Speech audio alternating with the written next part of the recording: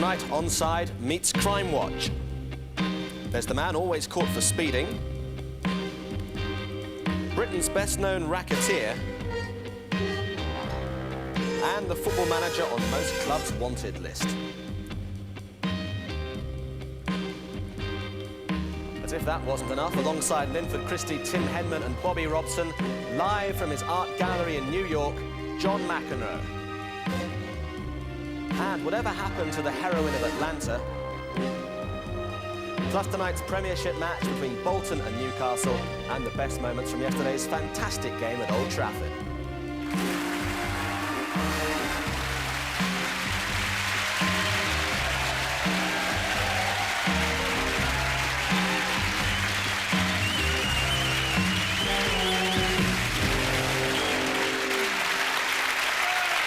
Good evening.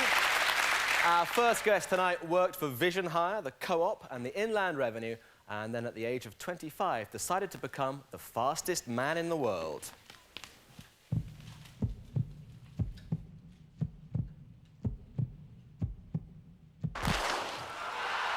Christie got a good one, also going well as Dennis Mitchell. And it's Dennis Mitchell and Fredericks, and Christie comes storming through. It's Linford Christie!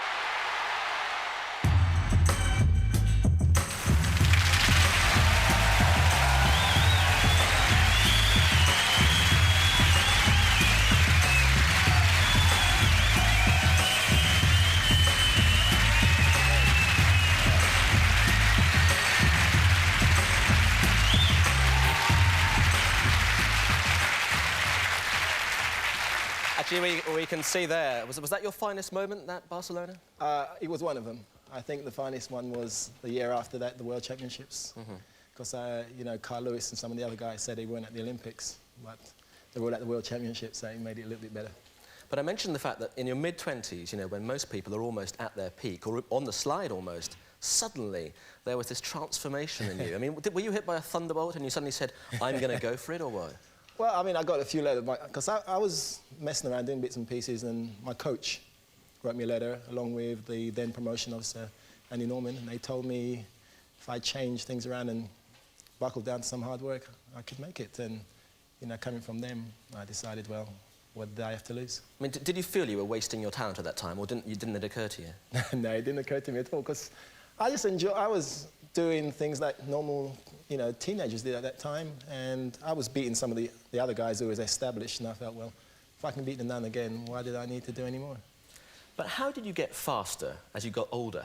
I mean, into your 30s, you were almost a role model for all 30-somethings, weren't you? I just trained harder, that's what Was that what it was? That's what it was. I just got down. You see, I think once I got to that age, I realised that there was nothing left for me to do, you know, outside the sport, and I could concentrate totally, 100% on just training.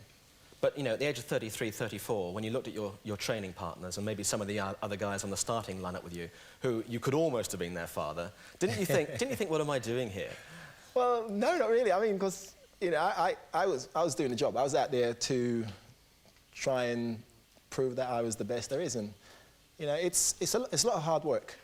And I decided, you know, while I'm hurting in training, that they were the guys next to me that were going to pay for it. I was going to make them pay for me having to work harder, because if they didn't train, then I'd win things a lot easier, you know?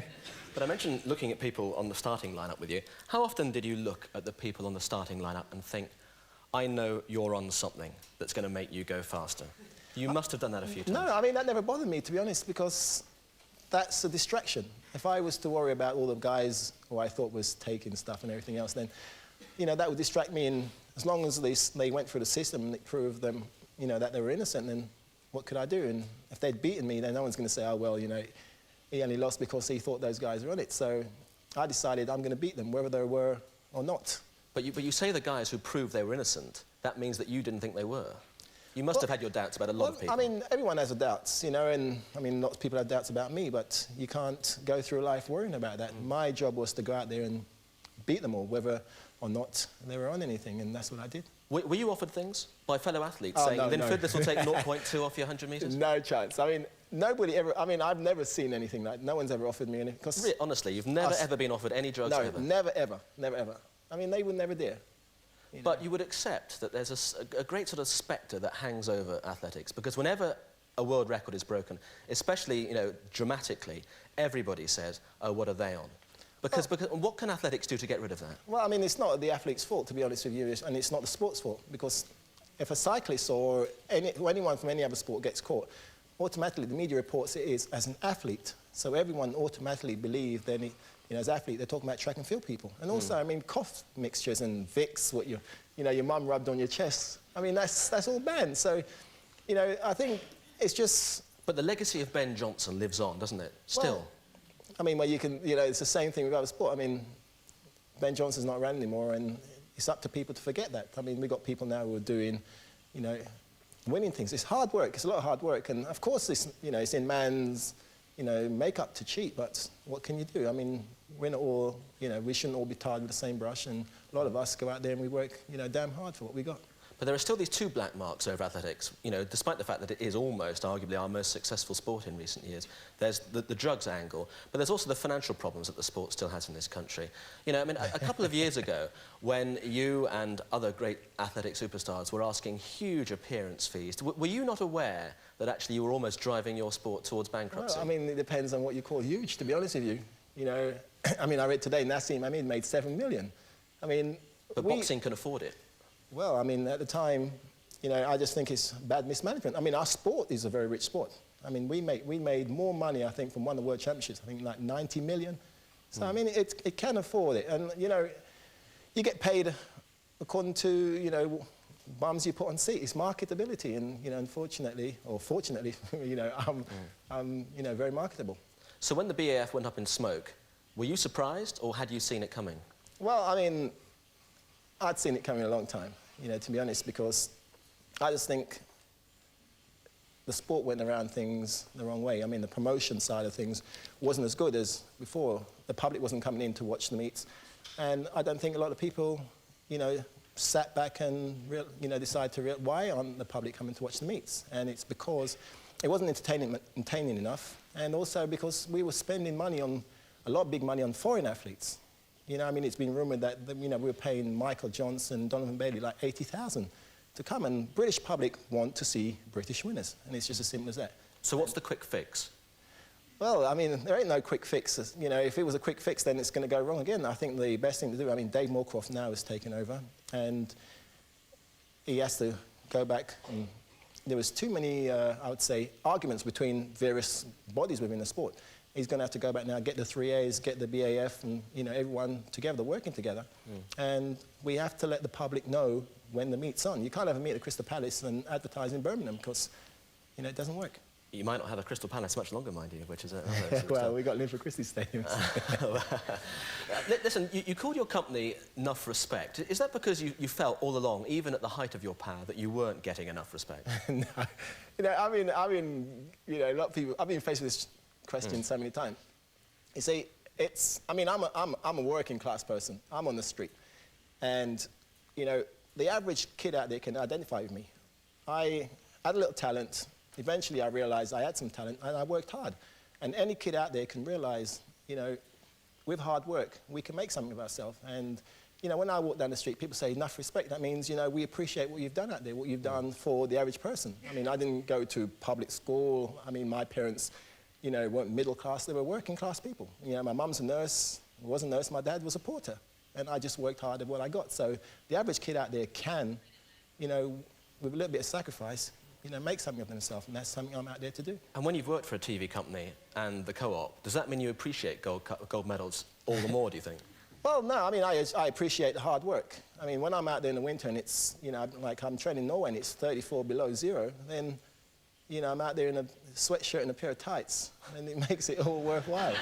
Talking about a pair of tights, I must just quickly ask you about the old lunchbox, because a lot of people... Because a lot of people would have been surprised at the umbrage that you took at that, because most people would have been pretty flattered, wouldn't they? Well, I mean... Most people here would have been. I mean, you know, at the end of the day, I mean, I'm out there as an athlete, and I want to be recognised as being, you know, one of the fastest person on the planet, not by, you know, what I got in my shorts. And if I went along with it, you know, then it's just a fantasies in people's mind, isn't it? I mean, all the people who write about it, I mean, they wish, you know, it was them, and I, you know...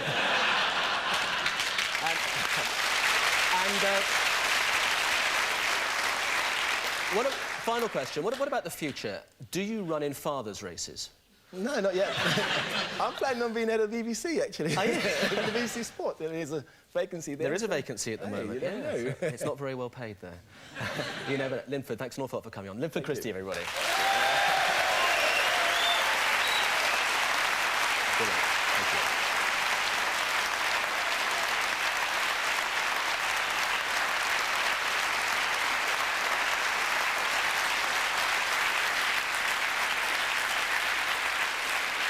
Well, Linford won the BBC Sports Personality of the Year award 4 years ago. You've got 10 days to vote for your choice for this year. Now I'm the king of the swingers, oh, the jungle VIP. I've reached the top and had to stop, and that's what's bothering me. I want to be a man cub, and stroll right into town and be just like the other men. I'm tired of walking around. Oh, you, I want to be like you.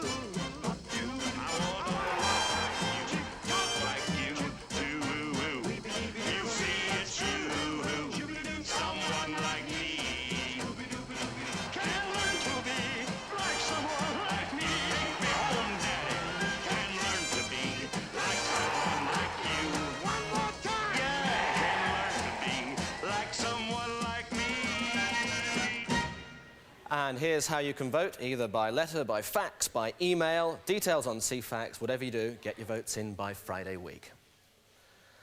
Well, from one Olympic hero to the Olympic heroine of Atlanta, now and again, gymnastics produces a star that reaches out and touches the whole sporting public. Nadia Comaneci, Olga Korbut, and last year, Kerri Strug, who for a few weeks became the most famous woman in America. Whatever happened to her?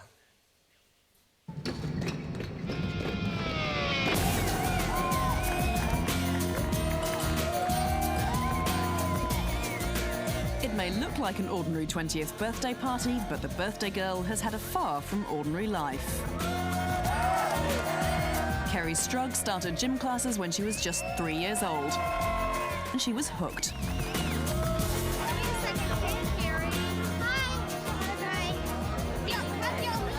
Hooked enough to leave home at 13, train 8 hours a day, 6 days a week. And she was good, but she was largely unknown. Until that one vault in Atlanta last year. For me, it was just part of the job, and everyone else saw it as a special moment.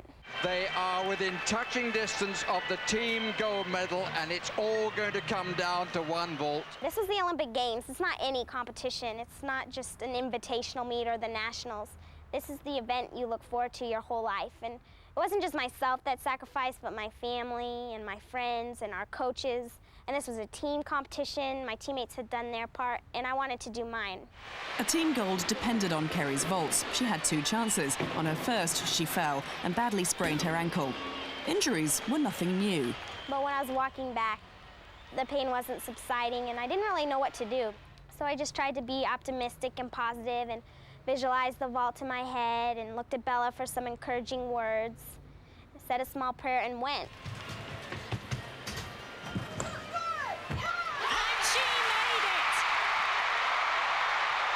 At some cost to herself. Afterwards, she and the rest of the team discovered they'd have won the gold without that second vault. That decision cost her a chance of an individual medal.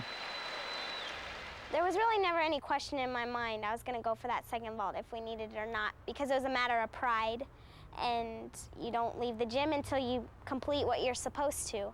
And I wanted to show the world and myself that I could do it.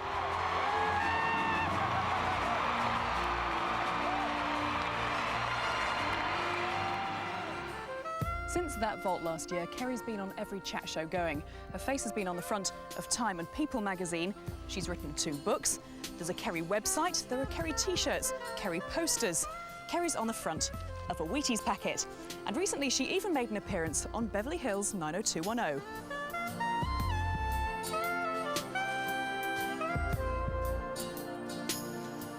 This newfound fame has its benefits. Kerri's now doing media studies at UCLA. These are her student digs. Yeah, it was a big change initially coming here to school, because I'm used to someone telling me when to do something, how to do it, how long to do it. Everything was dictated to me, so now I have to do some things on my own. Wow.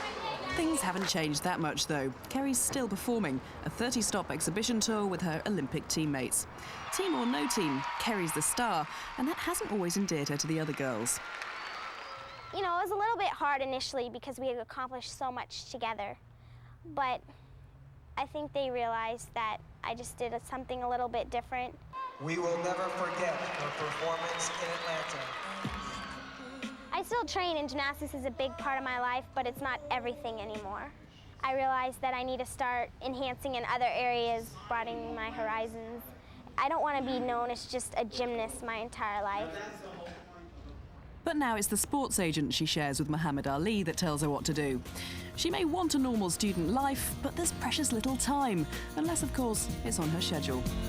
I had always dreamt of being a star, but you never really think it'll be reality. Thank you. A lot of people say that Hollywood couldn't have written a better script, and I just have to agree.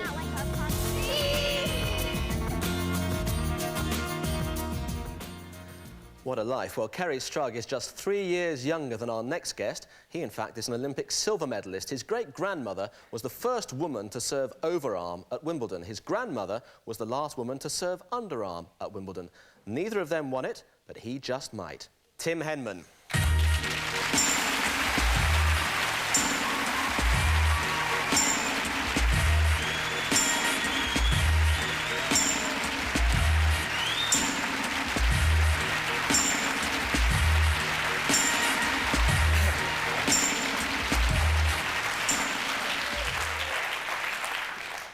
So for 2 weeks of the year, you sort of get the adulation that Liam Gallagher gets for sort of 52 weeks of the year. How do you sort of cope with that? Yeah, I think it sort of feels like that sometimes. It can be a pretty hectic fortnight. So what do you do to sort of combat that? Yeah, I think you have to be prepared for it. And the first year that... I suppose the first year I really was... came to attention was for the wrong reasons, but then fortunately I was able to... Yeah, that was when you hit the ball, girl. Thanks, John. Yeah, yeah, it was, that was obviously an unfortunate thing, and I think most people that saw it would understand that it was an accident, but suddenly the next day it was my face all over the newspapers for the wrong reasons. But tell me, the marketing boys at the time there and the people that advised you, even though it was a complete accident, did they take you to one side and say, for the future, that's not a really good idea to go around doing that sort of thing? It's probably the opposite, actually. At the time, I think, you know, a lot of people said, you know, give this time. I think I handled the situation pretty well. Wasn't the most enjoyable sort of 48 hours of my life, but after that, you know, it really gave me an incentive that I didn't want to be remembered for the first person being disqualified at Wimbledon. Sure. And it probably inspired me a little bit more. Well, we actually mentioned your family history at the start, and rather unusually, our cameras were actually present when you, aged all of about 8, I think, took part in a short tennis competition at Wimbledon. And a very young Desmond Lynam was asking you the questions in those days. There's a familiar forehand and a cross-court too. Do you like playing this perhaps more than proper tennis? No, it's just as good, but I don't prefer it. I like proper tennis, just as nice. But does it help your game? Yeah. Why? The balls are much lighter, and it will be better for your strokes, so you don't have to hit the ball so hard. Oh. When they say that sort of thing.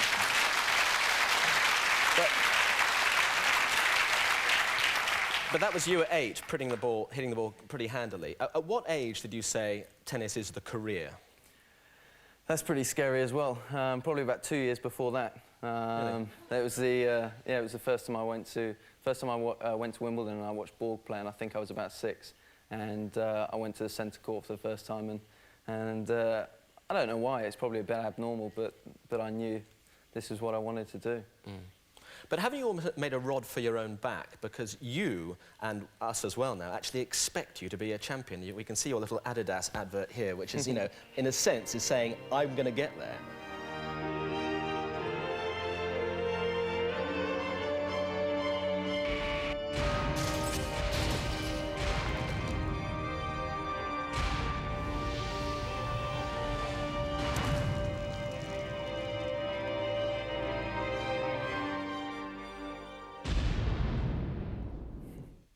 very impressive, but you know what I mean. Yeah, it's a bold, you're laying yourself on the line there, aren't Sure, you? it's a bold statement, and I think, you know, at my position in my career, I'm 23 and I'm in the top 20 in the world, but I really feel what's exciting is I've got so many areas that I can improve on.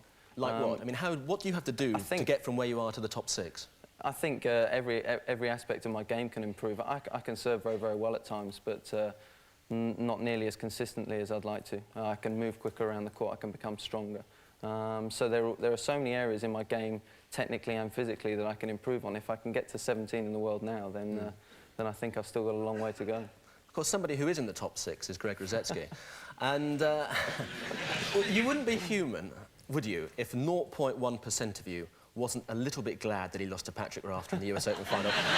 Because it still means that you can be, if you get there, the first Grand Slam champion since the war. Yeah, that's the truth. I don't begrudge him that, you know, I think he deserves that, but yeah, I can sit here right now saying that this time next year I definitely want to be British #1, because I think in the past, if you're British #1, you might be, you know, 75, 80 in the world, but I think these days, if you want to be British #1, you're going to be, you know, in the top 10, maybe the top 5, and that's where I want to be. And you have to be very selfish in a way and very focused, to use the in-word. But how much are you also a messiah for the game? I mean, obviously, having had it in the family, do you want the world to say this is a great game as well? Yeah, I think so, yeah. I think, especially in this country, I feel like we have a responsibility as well, because the standards have been poor for so long, and now, as you say, with Greg and myself at the top of the game, it's a great opportunity to build on that momentum. And the more players we can get playing, the better, but as long as they don't beat me.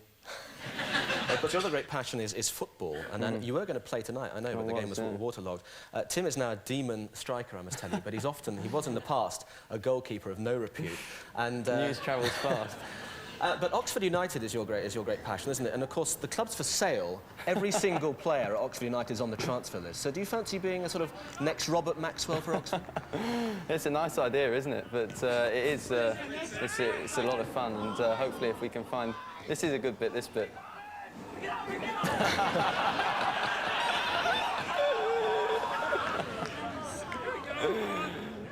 didn't think I could pick it up. I thought you were being kind to me then. I thought I was looking pretty good up until that stage, but there you go. Just a final point on that, though. Do the people, you know, do your sponsors and whatnot, say, don't play football? You know, you break a leg and that's the end. Yeah, sure, that's the risk you take, but it's, you know, it's pretty dangerous walking down the street these days, but I'm not about to go and wrap myself in cotton wool. I'm going to go out there and those are the times that you have fun, and I very much enjoy the football as well as, you know, all sorts of other sports. OK, well, later this week, Tim and Greg are playing in an exhibition match at the Royal Albert Hall, which coincides with the Senior Tour of Champions. And if you're there on Friday afternoon, you'll see a rerun of the greatest match ever played in this country, Bjorn Borg against this man. That ball was on the line. Short flew up.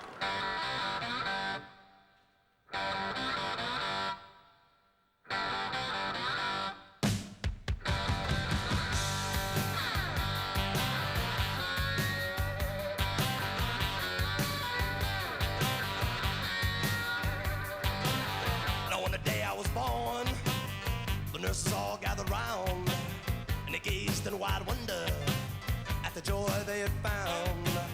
The head nurse spoke up, said, leave this one alone. She could tell right away that I was bad to the bone. Bad to the bone. Bad to the bone. Bad. Bad to the bone.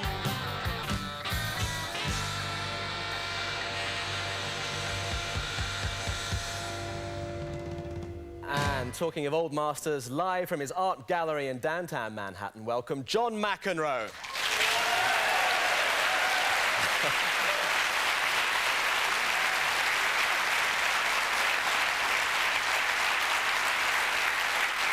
Thank you very much. But before we talk about art and the Seniors Tour and that sort of thing, you've obviously been hearing Tim here in the studio. How far do you think he can go?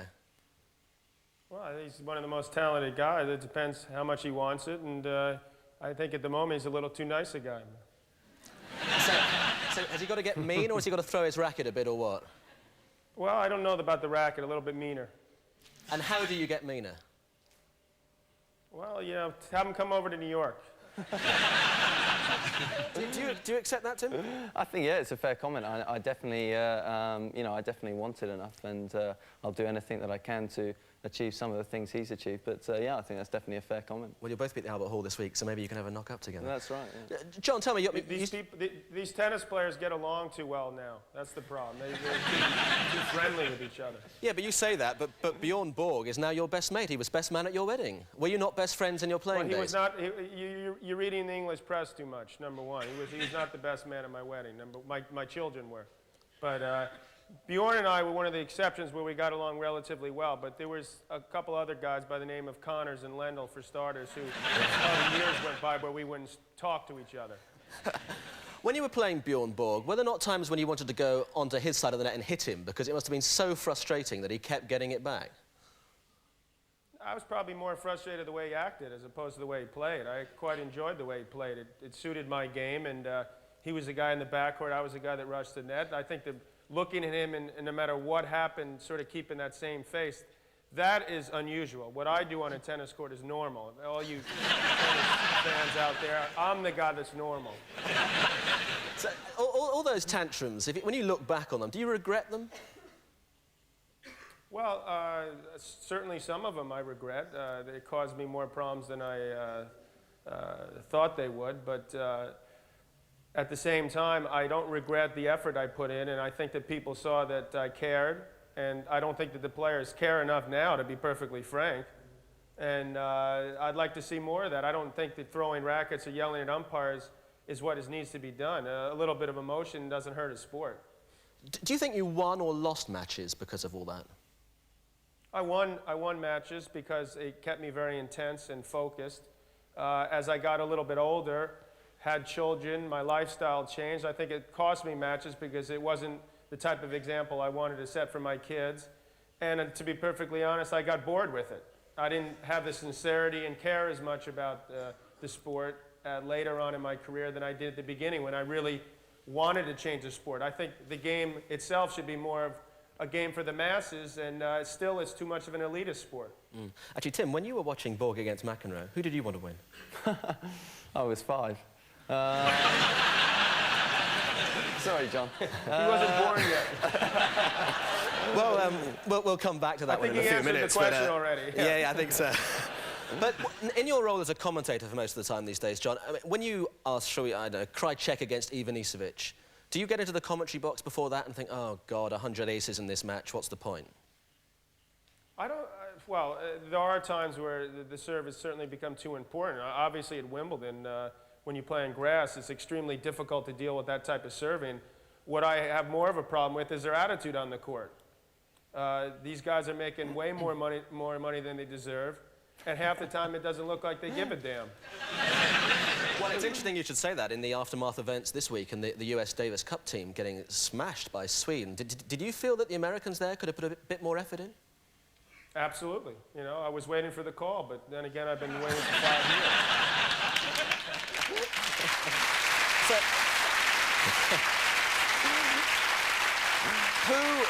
Who would you pay money to see these days? Who are the two players, one on each side of the net, who would excite you now? Be nice to me, John.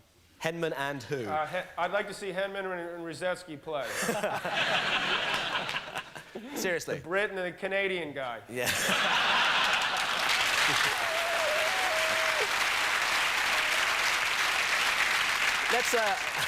Let's talk about this seniors tour. You call it the Dinosaurs Tour. Is it ever going to rival, I don't know, the seniors tour in golf, do you think, or is it just a sort of distraction for you? Well, that's a pretty harsh statement, but the fact that we have to even be judged against the PGA Golf Seniors Tour is laughable to me. I mean, it's so totally different. These guys are, you know, can barely walk, much less run. And, tennis is a far more difficult sport as you get older to fake. And I think that unless they make the court half as big, it's going to be tough to emulate. But when you play Bjorn Borg on Friday, how much will it mean to you to win it or lose it? Have you still got that competitive urge in there? Well, I don't like losing still. I prefer to win. You never get bored with winning. But at the same time, I'd like to even approach somewhere near the level that we approached at the 2 Wimbledon finals we played. knowing that's unrealistic, I just hope that I play. You know, I have actually been out of action for about 6-7 weeks. I hurt my arch and tore some ligaments in my arch, so this would be my first event back. So in a way, I'm actually a little bit unsure of myself, and I'm actually just happy that I'm going to be playing again. And on this type of surface, I expect to beat these guys, but you'll have to wait and see what happens. John, I must ask you, we can see some pictures behind you, and I'm sure a lot of people watching will have said Art Gallery, John McEnroe. Is this the great passion in your life now? Well, I have 3 great passions. My children, I have 5 to take care of now. My art, I quite enjoy. The gallery here, I hope that this becomes something that is almost a full-time thing as my tennis career continues to wind down. And music is the other thing that I really enjoy, to play and try to improve as a musician. And it's proving quite difficult. And a final question, because there you were with all those Wimbledon triumphs. Do you think that we might have a British Wimbledon champion in the next 5 years, shall we say? I'd like to think that would happen, because I actually think that would be a great thing for tennis. And tell Henman to get his ass out in the tennis court and start working. Can you say that word on TV?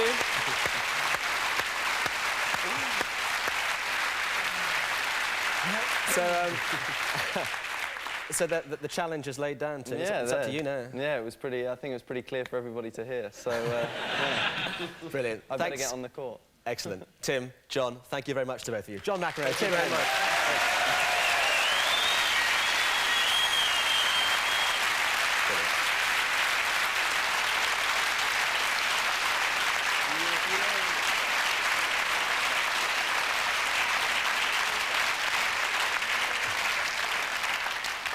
And you can see Bjorn Borg against John McEnroe on BBC Two on Friday afternoon. That tournament also featuring people like Henri Leconte, Yannick Noah, Guillermo Vilas.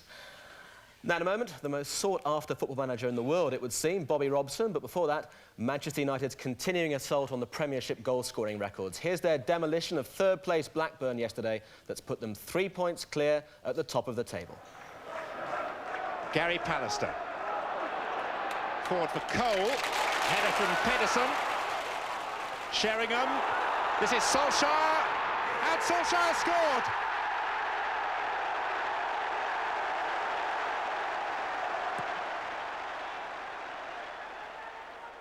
Sheringham, good flick. Oh, wonderfully taken in his stride by Solskjaer. And there's his second.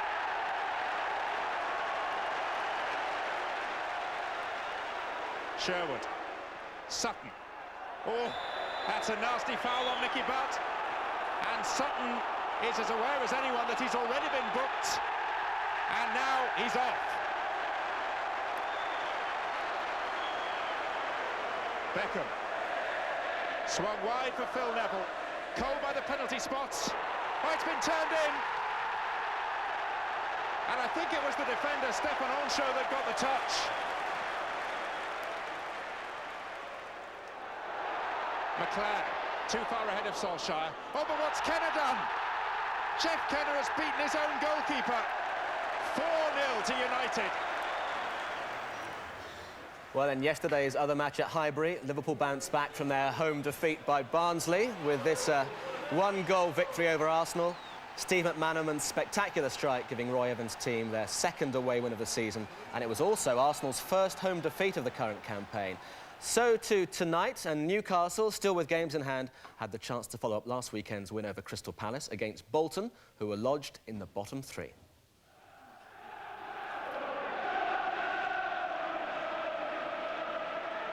Thomason, Batty, gets Bayer inside of him. Now Hamilton.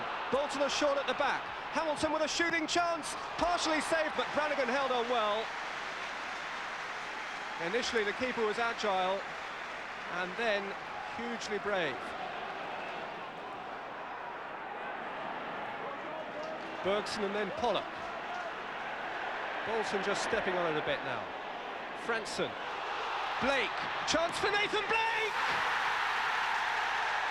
Bolton lead. And Nathan Blake, who took until the 92nd minute to win them the points at the weekend, takes just 21 to beat Shaka Hislop on a Monday night. His first touch was excellent, his second was clinical, and Bolton's hopes of emerging from the bottom three are hugely enhanced.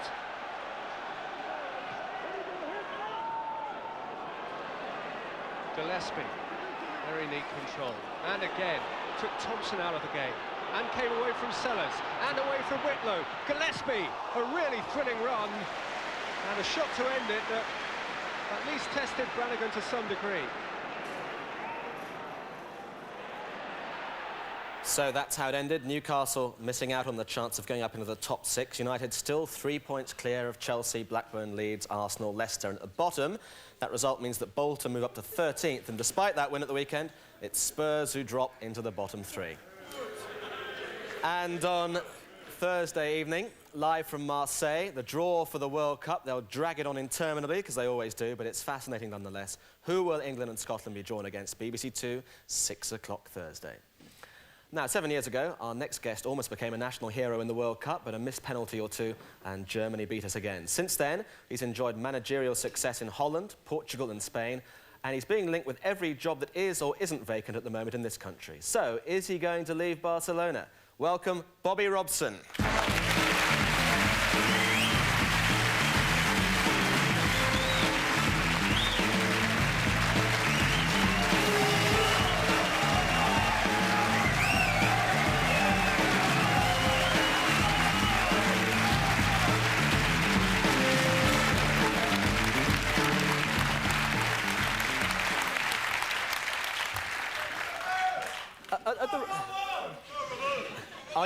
Are you leaving Barcelona?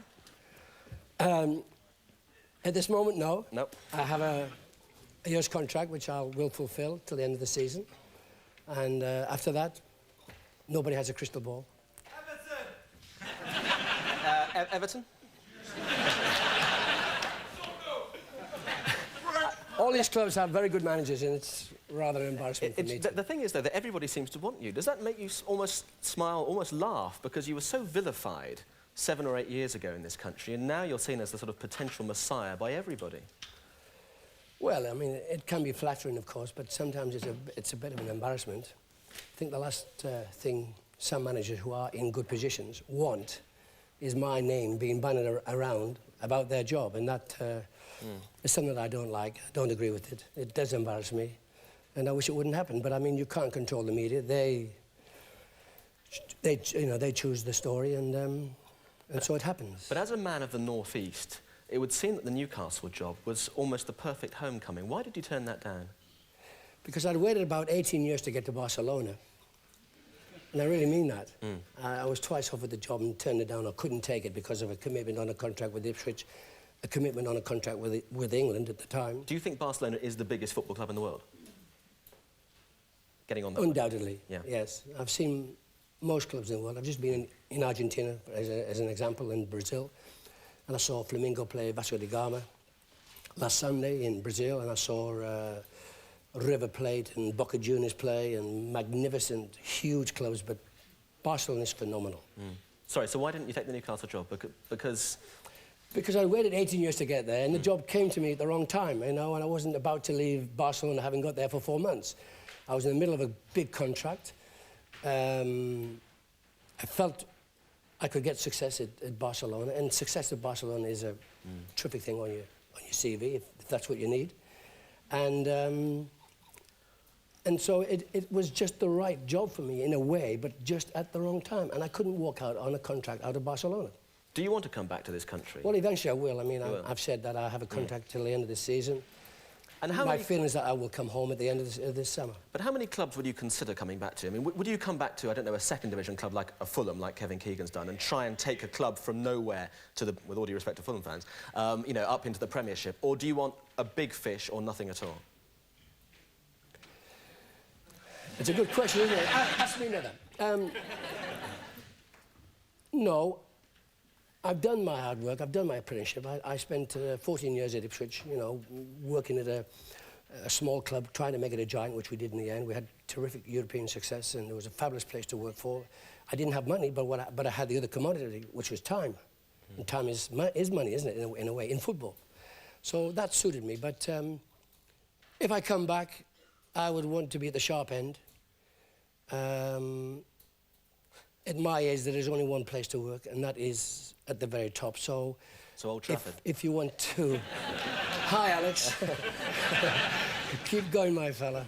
You mentioned money, actually. You know, at the risk of this sort of sounding like a Hovis advert, you know, you come from a mining stock. Sure. And all the background stuff one reads about you. You had one bath a week and Sure. that sort of stuff. And then suddenly you find yourself managing England. You can't ever have dreamt that, you know, from that sort of humble beginning. No, not at all. I mean, I didn't go to university. I went to... Well, I did, actually. I went to the University of Adversity.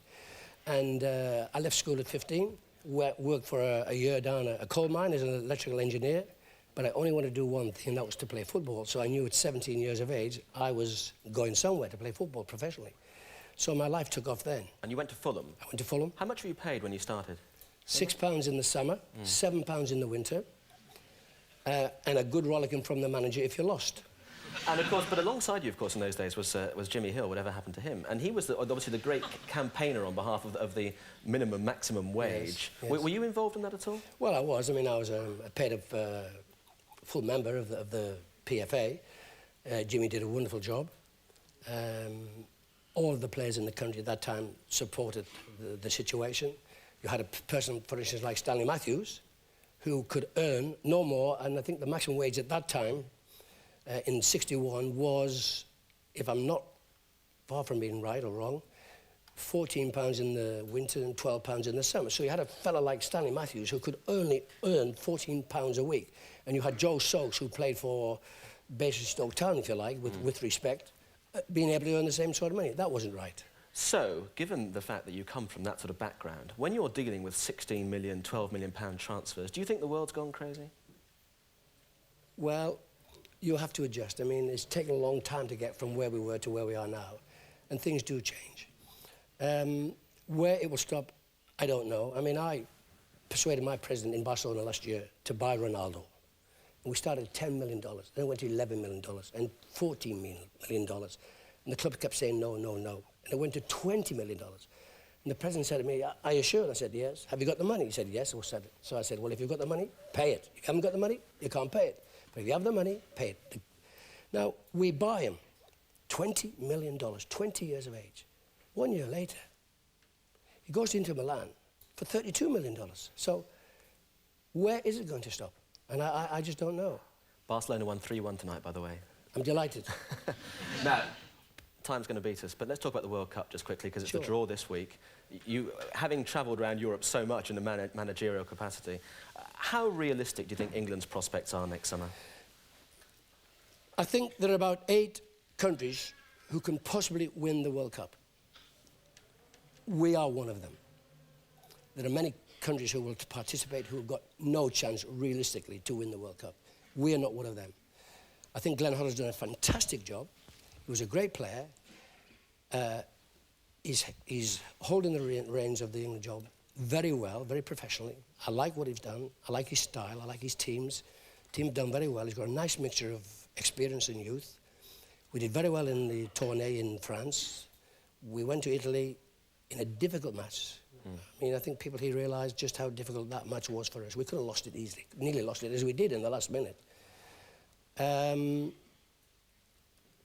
like very much the combination of the young players which he's brought into the team, plus the experienced players. So we stand a good chance. But if you could manage just one team in France next year, which would that be? Brazil. But that's exactly what Johan Cruyff said 4 weeks ago on this programme. I'm not surprised. No, indeed. Because they have. Teams who win World Cup score goals. And Brazil have Romario, Ronaldo, Leonardo, and a boy called Elderson, who are 4 unbelievably fabulous players. So one might not do it on one day, but the one will. So they've got a choice, they've got options. And so they will be very dangerous. Well, thank you for coming on the show, and we'll see you back in English football next year, yes? I would think so. You'll see me back in England next year. I think I could safely say that. Excellent. Bobby Robson, thank you very much.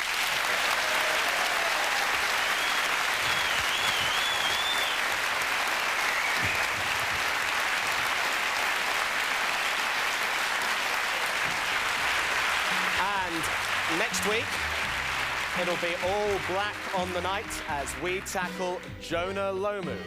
See you then.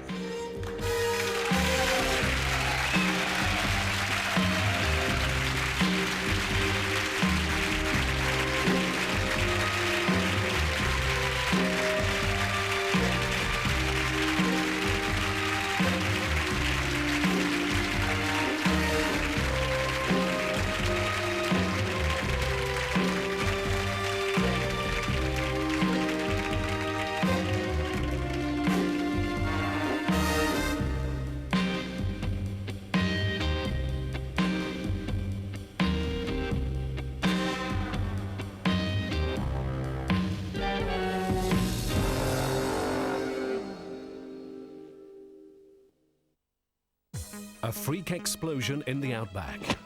What's going on? What's that light? The cover-up that leads to a terrifying conclusion. Weapons of mass destruction can be made by an individual. And the link between brothers that baffled experts. It just seems a bit beyond what is possible. Skirting the brink of reality. Perhaps one day we'll understand it, but I don't think we do at the moment. Mysteries defying the odds and challenging explanation. Tomorrow at 8 on BBC One. You're just old-fashioned, I am not. Lily's all-time greats. Hang on a minute, little Miss Hip-Hop and Mr. Cool. There's nothing I don't know about music. When there are grey skies. Well, don't you mind in the list? Pardon? I couldn't hear you. If I can't hear you and they can't hear you, how are 29 million viewers at home going to hear you? Enunciate. 18 years ago, I met a pub pianist called Reg. Get the door.